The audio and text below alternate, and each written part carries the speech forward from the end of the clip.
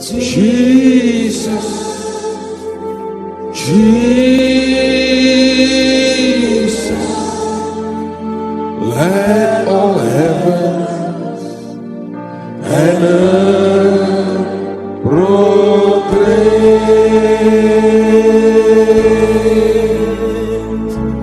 Kings and kingdoms will all pass away, but there is something about that name. Sebut lagi nama yang mulia itu.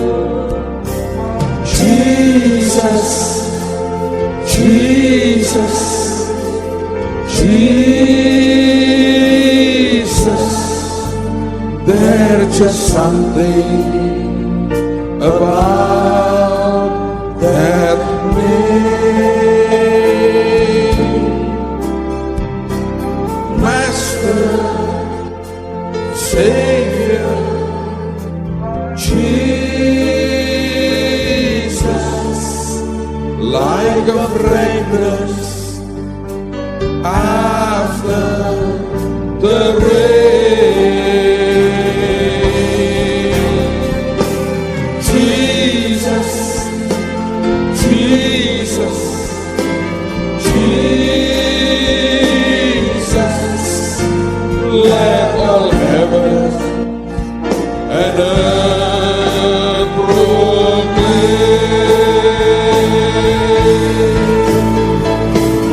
Kings and kingdoms will all pass away, but there is something about that name. Hari ini sampaikan isi hatimu, buat kami mengerti akan jalan-jalan-Mu ya Tuhan. Roh Kudus yang tolong kami dengan hikmat, dengan wahyu, dengan pengertian. Dan Engkau akan buat setiap kami diberkati dan diubah makin serupa dengan Engkau. Di dalam nama Tuhan Yesus, semua kita berkata, amin. Yohanes pasal yang ke-15. Mari lihat Injil Yohanes pasal yang ke-15. Ayat yang pertama sampai dengan ayat yang ke-8. Yohanes pasal yang ke-15. Injil Yohanes pasal yang ke-15. Lihat mulai ayat yang pertama sampai dengan ayat yang ke-8. Alkitab berkata, Akulah pokok anggur yang benar dan Bapakulah pengusahanya. Seharusnya kalau Anda membaca satu ayat ini saja, Anda akan mengerti sebenarnya di mana Bapa berperan dan di mana Yesus berperan di dalam kehidupan kita. Tapi itu nanti kita, mungkin kesempatan lain saya akan bicarakan. Ayat 2, setiap ranting padaku yang tidak berbuah dipotongnya, dan setiap ranting yang berbuah dibersihkannya, supaya ia lebih banyak berbuah. Kamu memang sudah bersih karena firman yang telah kukatakan kepadamu. Tinggallah di dalam aku dan aku di dalam kamu. Sama seperti ranting tidak dapat berbuah dari dirinya sendiri kalau ia tidak tinggal pada pokok anggur, demikian juga kamu tidak berbuah jikalau kamu tidak tinggal di dalam aku. Akulah pokok anggur dan kamulah ranting-rantingnya. Barang siapa tinggal di dalam aku dan aku di dalam dia, ia berbuah banyak. Sebab di luar aku kamu tidak dapat berbuat apa-apa. Barang siapa tidak tinggal di dalam aku, ia dibuang keluar seperti ranting dan menjadi kering, kemudian dikumpulkan orang dan dicampakkan ke dalam api, lalu dibakar. Ayat 7, jikalau kamu tinggal di dalam aku, dan firmanku tinggal di dalam kamu, mintalah, garis bawahi, apa saja yang kamu kehendaki, dan kamu akan menerimanya. Dalam hal inilah Bapa-Ku dipermuliakan, yaitu jika kamu berbuah banyak, dan dengan demikian kamu adalah murid-murid-Ku. Saya mau tanya dengan saudara, siapa yang percaya apa saja yang kita minta, Tuhan akan memberikannya buat kita? Coba angkat tangan. Anda sungguh percaya atau asal latah percaya sih sebenarnya? Sekarang saya mau tanya, kepercayaan Anda itu terjadi tidak? Ayo. Suatu keyakinan satu hal. Apakah keyakinan Anda ini terjadi tidak? Itu hal yang berbeda. Sekarang saya mau tanya, siapa yang pernah berdoa dan Anda sadar doamu ternyata tidak dijawab? Coba angkat tangan, jujur saudara. Nah, berarti keyakinanmu tidak terjadi karena ada doamu yang tidak dijawab, ya kan saudara? Tapi ini kesalahan banyak anak Tuhan. Setiap kali kita melihat realita berbeda dengan apa yang kata firman Tuhan sampaikan, kita mencoba menutupinya begitu rupa di hati kita, seakan-akan tidak ada apa-apa. Padahal kenyataannya kita melihat, realita kenyataan kehidupan kita ini seringkali sangat jauh dibandingkan dengan apa yang Alkitab ini katakan. Nah, saya mengajar saudara untuk kritis ketika membaca Alkitab dan membandingkan dengan kenyataan hidup saudara. Bukan mengkritik kebenaran firman, sebab firman itu paling benar. Firman itu yang bisa mengubah kenyataan. Kenyataan tidak boleh mengubah kebenaran firman. Dan seringkali Anda dengar ada orang-orang yang ingin misalnya berbahasa roh, didoakan berkali-kali tapi nggak bahasa roh, lalu kemudian sebagai akibatnya dia berkata begini, kan tidak harus berbahasa roh. Jadi kalau Anda mengerti, seringkali kenyataan itu dibuat sebagai patokan untuk mencoba menawar akan kebenaran. Saya berkata begini saudara, mari jadikan kebenaran ini sebuah patokan mutlak dan biarkan firman kebenaran ini mengubah akan kenyataan kita. Kita mendengar firman berkata, kalau kamu tinggal di dalam aku dan firmanku tinggal di dalam kamu, mintalah apa saja. Dan di situ kita melihat kenyataan bahwa kita minta ternyata banyak permintaan kita yang seakan-akan Tuhan tidak memberikannya atau tidak seperti yang Dia janjikan. Lalu kita mengatakan seolah-olah tidak ada apa-apa. Salah. Justru seharusnya kita bertanya, Tuhan, di mana sebetulnya letak permasalahannya? Mengapa Engkau menjanjikan ini, tapi kenyataan hidupku seperti ini? Nah, kalau kita kejar Tuhan, saya yakin suatu saat Tuhan akan buka mata rohani kita untuk melihat sebuah kenyataan kebenaran yang luar biasa.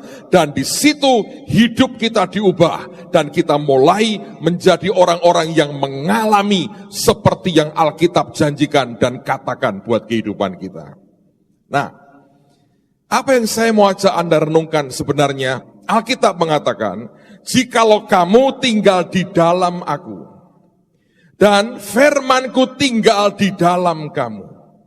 Dia bicara tentang sebuah konteks, dia sebagai pokok anggur dan kita ranting-rantingnya. Sekarang saya mau tanya, kalau ada pokok anggur, berantingkan ranting pohon jeruk, bisa nggak saudara? Nggak bisa kan? Kalau ada pohon anggur, rantingnya ranting pohon durian, bisa nggak? Tidak bisa. Anggur, kita mesti berkata rantingnya adalah bagian daripada batang itu, daripada pokok itu, dan itu rantingnya. Berarti kita berkata, ranting itu harus sejenis dengan batangnya. Kalau pokoknya pokok anggur, mesti keluarnya rantingnya juga ranting dari pokok anggur. Dan perkataan yang mengatakan, kalau kamu di dalam aku, kamu itu terhisap dalam aku, dan firmanku itu di dalam kamu, minta apa saja akan diberi. Kok bisa? Saya menggambarkan begini, dengerin baik-baik. Saya ini dulu ketika belajar waktu SMP, SMA, nggak terlalu ngerti fisika. Pusing kepala saya. Saya tanya beberapa teman, lupa. Yang pinter-pinter dulu juga lupa semua. Itu ada teorinya. Saya nggak tahu siapa yang ngomong, tapi contohnya saya berkata benar banget. Perhatikan saudara ya. Di tangan saya ini ada segelas air.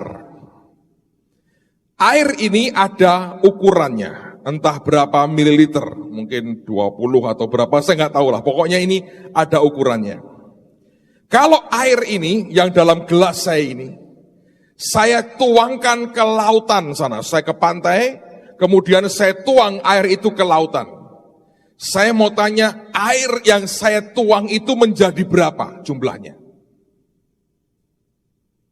Kalau Anda mumet, saya beritahu, tak terhingga. Sebab engkau tidak bisa ngukur berapa air laut. Kita berkata itu tak terhingga. Saya tuangkan barang yang sejenis.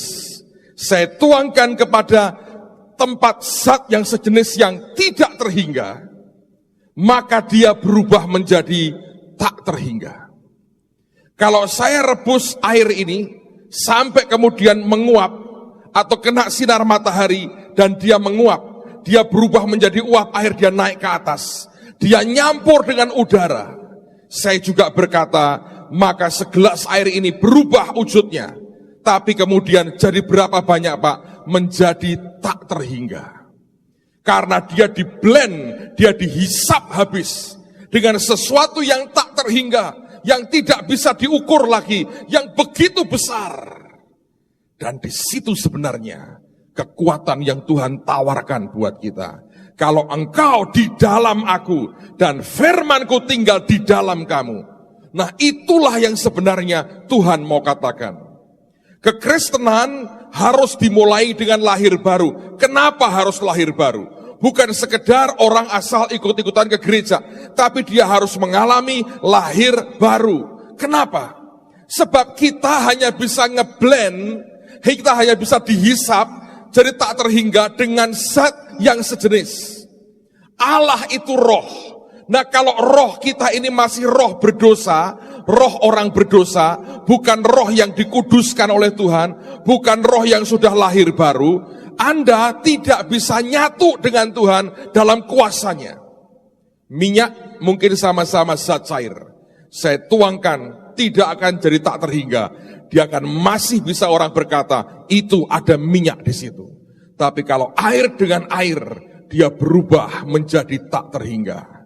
Kenapa kita harus lahir baru? Kenapa orang mesti mengalami proses lahir baru? Sebab itu akan otomatis mulai mengubah kita menjadi serupa dengan dia.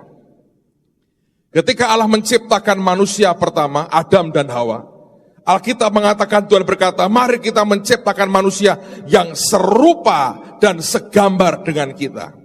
Waktu diciptakan yang serupa dengan Tuhan, dan mereka hidup di dalam keabadian. Kenapa? Karena mereka zatnya serupa dengan Tuhan. Memang tidak sama persis, bagaimanapun mereka tetap ciptaan. Karena itulah hidup mereka itu abadi, tidak kenal yang namanya kematian. Begitu dosa masuk, rusaklah semuanya. Mereka putus hubungan dengan Tuhan. Nah, terputusnya hubungan, terputusnya penyatuan dengan Tuhan, sumber kehidupan itulah yang membuat akhirnya manusia kenal yang namanya kematian. Nah, proses kita untuk lahir baru, waktu kita diselamatkan, kita lahir baru, itu mengembalikan pertama-tama secara roh kita untuk dibuat serupa lagi dengan Dia. Coba kita baca apa yang Tuhan Yesus katakan. Yohanes pasal yang ketiga. Injil Yohanes pasal yang ketiga. Ayat yang kelima dan ayat yang keenam. Yohanes pasal yang ketiga, ayat yang kelima dan ayat yang keenam. Jawab Yesus, aku berkata kepadamu, sesungguhnya jika seorang tidak dilahirkan dari air dan roh, ia tidak dapat masuk dalam kerajaan Allah. Perhatikan ayat yang ke-6.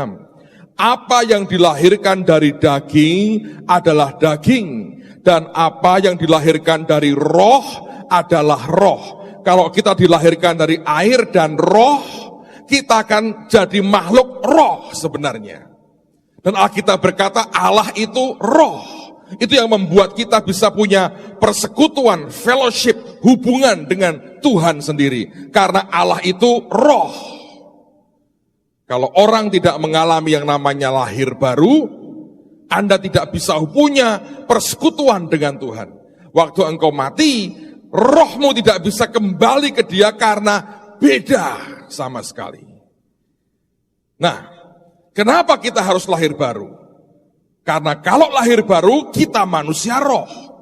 Kenapa Tuhan proses kita makin serupa dengan Dia? Supaya kita bisa dihisapkan di dalam Dia, sehingga kemudian kuasanya didemonstrasikan kuat lewat kehidupan kita. Begitu kita dihisap di dalam Tuhan, yang istilah Alkitab, di dalam Kristus itu kita dihisapkan, maka saudara menjadi orang yang Tuhan bisa pakai dengan kuasa Tuhan yang luar biasa. Anda mulai mengatasi akan hukum alam, mengatasi semua keterbatasan manusia, engkau mulai hidup dengan suatu alam mujizat yang nyata dalam hidup Anda hari demi hari. Dan ini yang seringkali tidak dimengerti orang Kristen. Kita berkata, Tuhan jangan didik aku, jangan proses. Tuhan berkata tidak bisa nak. Rohmu sudah lahir baru, tapi jiwamu perlu diproses Tuhan terus, sampai makin serupa dengan aku. Semakin kita membiarkan Tuhan proses kita, maka semakin kuat manusia roh kita, makin dominan manusia roh kita, makin cepat kita bisa nyatu dengan Tuhan, terhisap di dalam Kristus Yesus. Dan kalau saudara masih tanda petik zatnya berbeda dengan Tuhan, itu yang membuat hubungan kita dengan Tuhan tidak sungguh-sungguh kuat satu dengan yang lain. Saudara, Tuhan mau setiap kita mengerti bahwa dari pihak Tuhan Dia ingin sekali ada suatu proses yang membuat kita makin serupa dengan Dia. Lompat di pasal yang sama, lihat pada ayat yang ke-30 dan 31. Pasal yang ketiga, ayat 30 dan ayat yang ke-31. Ia harus makin besar, tetapi aku harus makin kecil. Siapa yang datang dari atas adalah di atas semuanya. Siapa yang datang yang berasal dari bumi, termasuk pada bumi, dan berkata-kata dalam bahasa bumi. Siapa yang datang dari surga adalah di atas semuanya. 2 kali Alkitab mengatakan siapa yang dari atas, dia di atas semuanya. Kalau kita lahir baru, kita manusia roh. Kita terhisap dalam Tuhan, in Christ Jesus, kita di atas semuanya. Dan di situ orang bisa berkata, mujizat terjadi. Tuhan pakai hidupnya. Ada banyak hal yang luar biasa dia alami. Kenapa? Sebenarnya bukan kita. Tapi yang tak terhingga itulah yang kerja begitu kuat. Saya beri contoh saudara. Tadi saya berkata saya baru pulang. Kami buat KKR 2 hari sebenarnya. Hari pertama mereka buat acara Natal. Hari kedua kita buat KKR kesembuhan. Dan saya melihat kehausan akan Tuhan itu luar biasa. Singkat cerita ada kira-kira 700 orang yang datang. Ajaib sekali. Tidak seperti yang orang sangka, saya berkata, datanglah dengan kasih Tuhan. Anda tidak akan menakutkan siapapun. Anda datang dengan kasih Tuhan, tunjukkan kebaikan, Anda akan diterima oleh semua orang pada ujungnya. Yang saya mau cerita adalah pengalaman menarik ini. Malam itu kami mulai kebaktian jam 6. Dan saya belajar Tuhan itu Tuhan yang sangat luar biasa. Dia tahu situasinya, Dia tahu kita harus seperti apa. Dia beri kita dalam takaran yang sebenarnya. Begitu mau mulai Tuhan ngomong begini. Acara mulai jam 6, tepat 7:30 harus selesai semua. Dan mereka harus pulang, 7:30 tepat selesai dan mereka harus pulang. Kami ngerti kalau Tuhan ngomong begitu lebih baik Anda lakukan yang Dia katakan. Sebab kalau Anda melampaui apa yang Dia katakan, Anda tanggung jawab sendiri urusannya. Dia berkata mulai jam 6, 7:30 tepat selesai semuanya. Nah pada waktu itu dibawa masuk setelah acara sedang dimulai di tengah-tengah. Seorang bapak setengah baya. Bapak ini lumpuh kedua kakinya. Bahkan untuk menapak dia tidak kuat. Dia juga tidak punya tongkat untuk penyangga badannya. Apalagi duduk di kursi roda dia nggak punya. Betul-betul ini orang di tempatnya digeletain begitu saja. Seseorang nawarkan dia ikut kebaktian, anehnya dia mau. Dia berkata, aku mau didoakan, aku mau sembuh. Jadi kemudian dia dibawa oleh seseorang dan kemudian datang. Begitu sampai, dia butuh 2 orang untuk dia pakai sebagai pegangan dan tarik badannya diseret. Digendong terlalu berat, saudara, gede badannya. Jadi 2 panitia yang badannya gede, mulai pegangi dia kanan kiri, dia rangkul ini panitia, dia mulai jalan, diseret. Kakinya nggak bisa napak, diseret begini kakinya. Nah, saya nggak tahu kenapa panitia taruh dia di depan sendiri, persis diambilkan kursi, taruh di depan saya, saudara. Saya bilang ini orang, mungkin saya lihat ke belakang, sudah penuh nggak ada tempat, jadi mungkin orang berpikir, sudahlah taruh di depan sendiri. Ambilkan kursi, taruh di depan sendiri, duduk manis di situ. Kebaktian mulai, semuanya berjalan baik. Tiba waktunya saya menyampaikan firman Tuhan, saya berikan pesan Tuhan. Tuhan beri ayat yang ajaib sekali. Suatu hari Tuhan masuk di bait di sinagog, tempat ibadah orang Yahudi, ada seorang wanita yang 18 tahun dirasuk, dikuasai, ditekan iblis sehingga bungkuk badannya. Dan Tuhan sembuhkan dia. Kepala rumah ibadahnya marah. Dan Yesus memberikan alasan kenapa dia sembuhkan wanita ini. Dia berkata, sebab dia juga keturunan Abraham. Dengan dasar hanya itu saja, Tuhan berkata, aku sembuhkan wanita ini. Tidak ada indikasi bahwa wanita ini berkata, Yesus tolong aku, enggak. Dia diam saja. Tapi Tuhan berkata, dia keturunan Abraham dan dia berhak disembuhkan. Lalu saya ngomong dengan semua orang. Saya berkata, kita ini sama-sama keturunan Abraham. Saudara berhak terima kesembuhan dari Tuhan. Mereka senang sekali, saudara. Saya doakan, tidak ada waktu untuk cek apa yang terjadi. Mereka ikut doa, selesai. Acara 7:30 persis, bubar, mereka mulai antri keluar, kami beri mereka bingkisan untuk mereka bawa pulang untuk makan malam mereka. Dan bapak yang lumpuh ini tetap duduk di situ dengan bingung, tidak tahu harus kemana, minta tolong siapa, tidak ada orang, panitianya lagi sibuk di luar, bagi makanan, lupa ada 1 orang, dia taruh paling depan dan 2 kakinya lumpuh. Saya melihat begitu, saya tidak berkata Tuhan bicara dengan saya. Hanya ada sebuah dorongan kecil yang sepertinya sangat halus sekali. Timbul belas kasihan. Hanya berkata, kasihan ya orang ini. Saya datangi dia, terus saya rangkul, saya bilang begini, Pak, boleh tidak saya mendoakan Bapak? Dan dia berkata, oh ya, boleh. Lalu saya doakan, saya ajak dia berdoa, saya pimpin dia berdoa. Kemudian saya taruh tangan saya di dadanya. Saya doakan dia, Tuhan, saya berkata, berkati hatinya, berkati hidupnya. Saya sebetulnya tidak berdoa minta kesembuhan. Saya tahu 2 kakinya lumpuh. Kalau saya lihat diri saya berkata, ini orang tidak punya kuasa apa-apa. Tidak ada apa-apanya. Jelas aku ini bukan dokter. Aku tidak bisa memberikan kesembuhan. Saya tidak pernah ngerti bagaimana fisioterapi. Tapi yang jelas saya berkata, ini orang 2 kakinya lemes.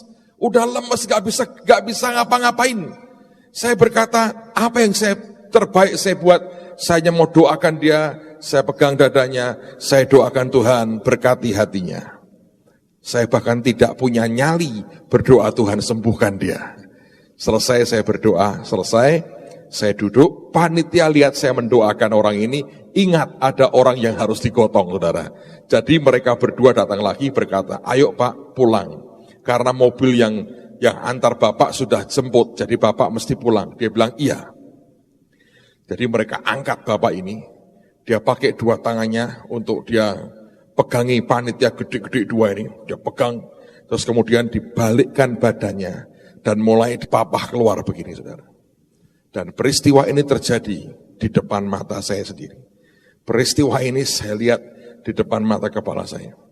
Seringkali kalau kita buat kesembuhan ilahi di sini, saya lihat hasilnya orang bersaksi.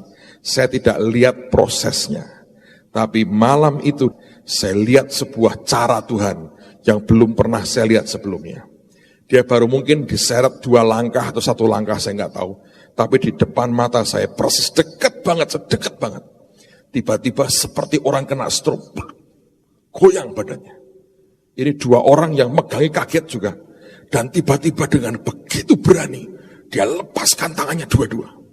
Dan kakinya ditendangin, dua-dua ditendangkan begitu. Tiba-tiba berdiri begitu kuat, jalan kayak tentara baris, saudara. Dan semua orang histeris, mereka semua tepuk tangan. Mereka lihat mujizat di depan mata.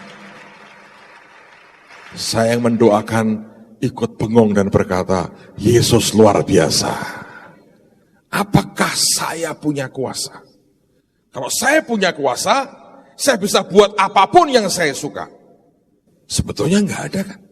Kuasa itu miliknya siapa? Tuhan Yesus kan. Apa yang melahirkan mujizat seperti itu? Bahkan saya yang mendoakan dia saja bengong dan kagum.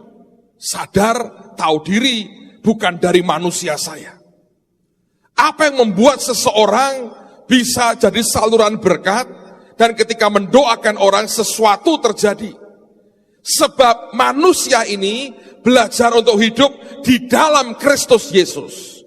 Saya ini terbatas, yang tak terhingga dan yang tak terbatas adalah Tuhan Yesus sendiri. Kalau aku di dalam Dia, dan firman-Nya di dalam aku, dan firman-Nya memerintahkan saya untuk berbuat sesuatu, maka orang ini tiba-tiba jadi saluran Tuhan, sesuatu yang tidak terduga dan tidak terhingga akan terjadi.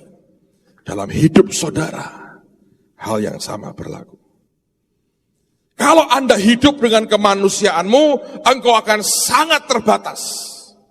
Tapi kalau saudara hidup dengan ketidakterbatasan Tuhan dan engkau di dalamnya, hidup Anda akan hidup yang diwarnai dengan mujizat demi mujizat, saudara.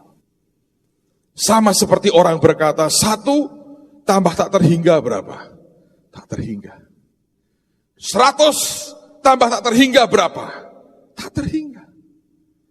Makanya kita bisa berkata, God and I is majority. Tuhan dan saya itu mayoritas. Sebab kita tidak pernah bisa mengalahkan pencipta kita. Dan bagian kita cuma sederhana sih. Lakukan yang dia perintahkan. Dorongan sekecil apapun yang dia mau, bagian kita melakukan. Maka kita belajar hidup di dalam Kristus. Maka Anda akan melihat perkara-perkara yang tak terhingga dan tak terduga akan terjadi. Tapi kalau kita hidup dengan mau kita sendiri, walaupun Anda baca Alkitab, Anda tidak akan pernah bisa kenal yang namanya kebenaran. Dan banyak orang hidup dengan maunya sendiri, dan ujungnya bukan membawa kebaikan, malah merepotkan dirinya dan banyak orang. Saya ke Palembang, saudara. Dan di situ saya ketemu dengan satu orang yang menurut saya hidup dalam kebenarannya sendiri. Ini pengalaman buruk buat saya. Tapi saya mau belajar bahwa apapun membawa kebaikan lah. Belum pernah dalam hidup saya mengalami yang seperti ini. Saya tidak merasa punya potongan ke arah itu, tapi toh terjadi dalam hidup saya. Anda tahu yang terjadi apa? Selesai saya khotbah, saya duduk di depan begini, beberapa orang mendatangi saya, bekas anak-anak TSOA, lulusan TSOA datang, Pak saya angkatan 2005, 2006, whatever. Beberapa orang yang saya kenal datangin, ngasih salam. Beberapa pendeta dari Pulau Bangka yang pernah kita kunjungi juga datang, mereka cerita apa yang terjadi di Pulau Bangka dan sebagainya. Pokoknya asik aja lah ketemu dengan banyak orang yang mereka menyapa dan kita saling bicara, saling menyapa. Dan tiba-tiba datang seorang bapak setengah baya. Orangnya hitam gitu, saudara. Tinggi, tegap. Datang dengan istrinya. Dia berkata, Pak, kenalkan Pak, nama saya Indah, kasih saya kartu nama. Dari departemen apa, instansi pemerintah, mungkin dulu saya nggak tahu. Di belakangnya saya baca, syarat masuk surga. 1 harus jujur, 2 harus berbuat baik, 3 harus adil. Saya bilang ini orang kok karepe dhewe ini. Syarat ke surga kok dia buat sendiri, Tauratnya dia buat sendiri, dan ngawur semua. Ke surga kok hanya dengan kebaikan. Untuk apa Tuhan Yesus mati? Nggak ada Yesusnya sama sekali. Tiba-tiba dia salami saya. Dia berkata gini, Pak, terima kasih banyak Pak. Bapak telah memberkati saya, khotbah Bapak memberkati saya. Tadinya saya ketakutan Pak, tapi puji Tuhan, Bapak telah berkhotbah dengan begitu luar biasa. Ketakutan saya hilang Pak, terima kasih Pak. Dia salami saya kencengnya luar biasa. Itu kalau ketemu orang begitu harus lepas cincin dulu saudara, karena cincinmu akan menyiksa Anda. Saya tidak pernah menyangka begitu, tekan sakitnya luar biasa. Saya bilang ini orang maunya gimana, mau terima kasih atau mau nyakitin saya? Dan saya, ya Pak, ya, saya tenangkan, ya. Dia salami saya dengan kuat, terima kasih Pak, terima kasih. Tiba-tiba dia peluk saya kuat saudara. Oh Pak, terima kasih. Dan sempat dapat cipiki saudara. Kalau ditampar pipi kiri, beri pipi kanan. Kalau cipiki, tidak ada cipikannya, nggak ada saudara. Saya dapat cipiki dan dia peluk saya kuat. Pak, terima kasih Pak, terima kasih. Dia peluk saya rapat. Saya, ya. Dan tiba-tiba setelah saya dipeluk begitu rupa, dia ngomong apa? Aduh sayangku, cintaku. Mateng saya berkata. Lu kok dimerayu, jadi cintaku, sayangku. Dalam hati, apa gua ada potongan begini? Kan gak ada saudara. Kenapa saya? Tuhan, mimpi apa ini? Saya bawa Pak Sugi tapi bannernya gak dibawa saudara. Jadi gawat ini, spirit ini gak ditengking. Waduh, saya coba lepaskan diri saya berkata ini perjuangan hidup dan mati. Dari terima kasih dia peluk kuat, sayangku, cintaku. Mateng saya berkata. Istrinya panik, cemburu saudara. Pak katanya. Repot bener. Saya coba lepaskan, gak bisa, dia pegang kenceng banget. Aduh, hari ini aku mesti harus mawas diri lah saya ini. Dan kemudian ditarik sama istrinya, ditarik beberapa orang, lepas akhirnya. Begitu lepas jarak setengah meter, istrinya bilang, Bapak, tenang katanya. Dia nggak bisa tenang tuh. Terima kasih Pak, terima kasih. Tiba-tiba dia gini lagi, cintaku katanya. Saya kurang sopan, saya bilang, ya, terima kasih. Apa boleh buat, saya bilang terima kasih. Sudah cipiki sekali ini. Gawat ini kalau kedua kali. Saya tahan begini saudara, dia. Saya tahan. Waduh. Seumur-umur jadi hamba Tuhan sekali itu saya ngalamin. Saya bilang rasanya gua gak terlalu segenit-genit amat ya. Kenapa ada yang cintaku, sayangku ini. Di depan orang lagi, malu banget saudara. Istrinya panik, tarik terus suaminya. Nah gawatnya gembalanya ngomong, Pak tenang ya. Dia balik ke pendetanya, cintaku katanya, kabur pendetanya saudara. Saya bilang rasain lu ganti. Dipegang sama istrinya. Dan disitu saya lihat kekuatan dari istrinya. Dia bilang, Pak pulang. Saya tidak tahu nasibnya seperti apa, karena hari-hari berikutnya beliau tidak pernah muncul lagi. Saya tidak tahu apa yang terjadi. Dikendalikan habis oleh istrinya. Saudara mau pilih mana? Bergabung dengan ya tak terhingga atau cintaku sayangku tadi saudara. Semanusia itu punya banyak pilihan. Tapi saya belajar, kalau kita mau ikut apa yang Tuhan mau, Anda akan jadi orang yang luar biasa. Anda akan jadi orang yang berbeda. Proses yang Tuhan bawa untuk membuat kita makin serupa dengan Kristus, itu jangan dibuang. Dalam segala hal. Termasuk dalam keuangan saudara. Kalau Anda melibatkan Tuhan dalam hidupmu, dilibatkan utuh. Caramu menggunakan uang, caramu memberi persembahan, semua korban Anda buat Tuhan, semua Tuhan harus ikut di dalamnya. Kalau semua dikerjakan dalam ketaatan dan ketepatan, Anda akan jadi orang yang sangat diberkati, saudara. Tiba-tiba semuanya berubah. Hidup Anda berubah. Sebab kita mengerjakannya bukan dengan kekuatan kita sendiri, tapi kita melakukannya dengan kekuatan yang tak terhingga, yang tak terbatas, kekuatan dari Pencipta sendiri. Saya berharap Anda bisa tangkap ini. Sebab kalau Anda bisa ngerti ini hukum sama dengan seperti sepotong ikan goreng yang dimakan oleh Yesus. Anda masih ingat yang saya khotbahkan? Ikan goreng itu masuk di perut Yesus. Ketika dia nembus tembok, ikan gorengnya ikut nembus tembok. Ketika Tuhan terangkat ke surga, ikan gorengnya ikut terangkat ke surga. Maka hukum yang sama berlaku. Kalau engkau disatukan dengan yang tak terhingga, hasilnya cuma satu, tak terhingga.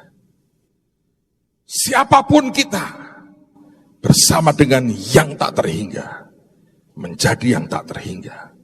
Dan di situ apa yang orang, yang dunia katakan tidak mungkin, engkau berkata, all things are possible. Kalau orang berkata tidak bisa, Anda akan berkata, nothing is impossible with God. Tidak ada yang mustahil bagi Tuhan. Gak ada. Tapi kalau saudara sendiri dengan kekuatanmu, kekuatan kita terbatas. Semua ada limitationnya. Begitu Anda jalan dengan Tuhan, ada yang tidak terbatas. Dan itu akan membuat semuanya tiba-tiba berubah.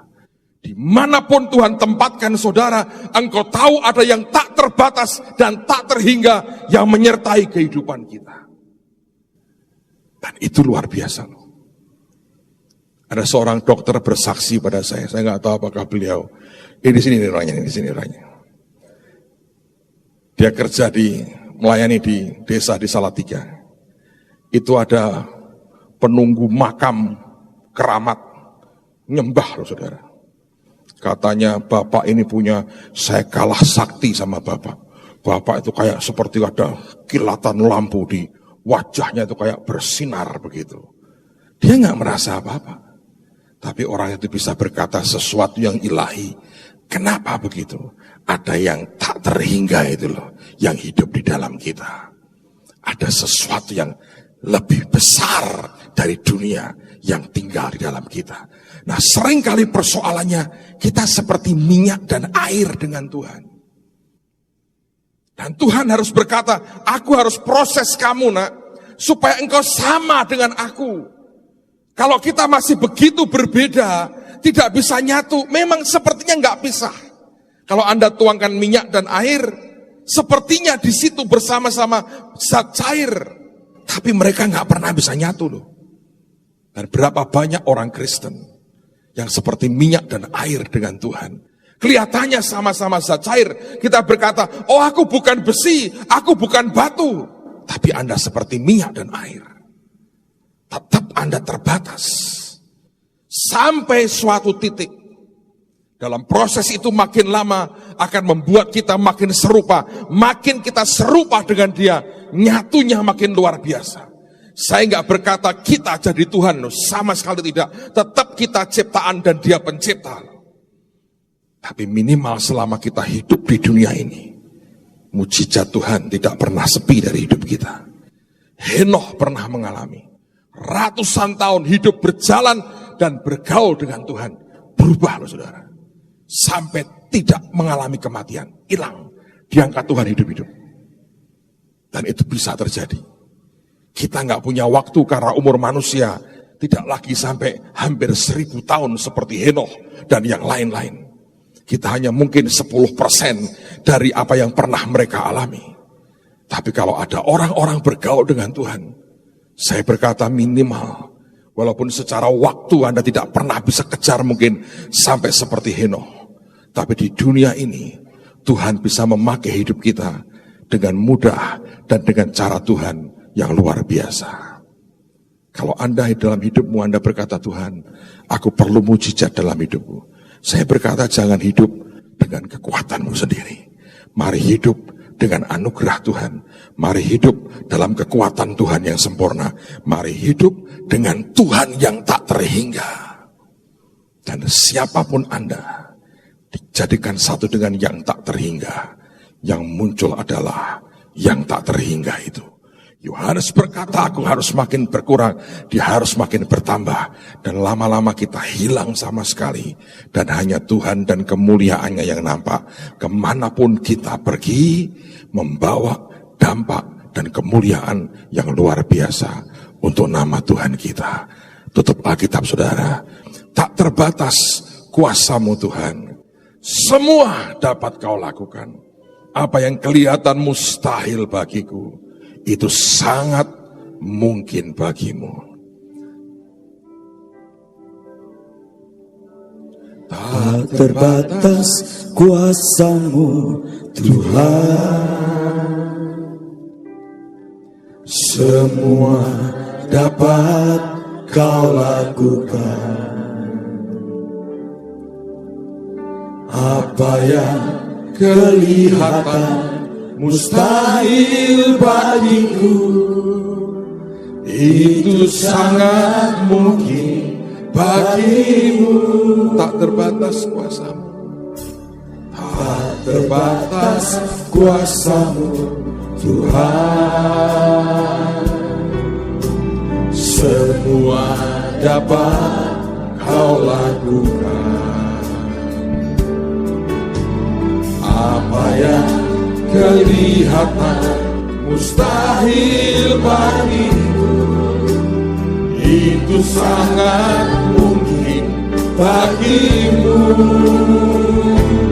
Di saat ku tak berdaya, kuasa-Mu yang sempurna. Ketika ku percaya, mukjizat itu nyata. Bukan karena kekuatan, namun Roh-Mu ya Tuhan.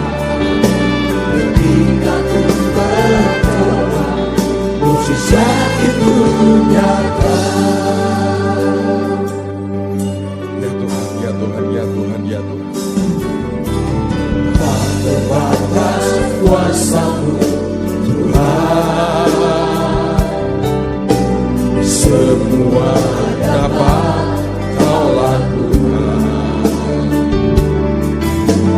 Apa yang kelihatan mustahil bagiku, itu sangat mungkin bagimu. Di saat ku tak berdaya, kuasa-Mu yang sempurna. Ketika ku percaya, mukjizat itu nyata. Bukan karena kekuatan, namun Roh-Mu ya Tuhan. Ketika ku percaya, mukjizat itu nyata. Di saat ku tak berdaya, kuasa-Mu yang sempurna. Ketika ku percaya, mukjizat itu nyata. Bukan karena kekuatan, namun Roh-Mu ya Tuhan. Ketika ku berdoa, mukjizat itu nyata. Katakan sekali lagi. Saat ku tak berdaya, kuasa-Mu yang sempurna. Ketika ku percaya, mukjizat itu nyata.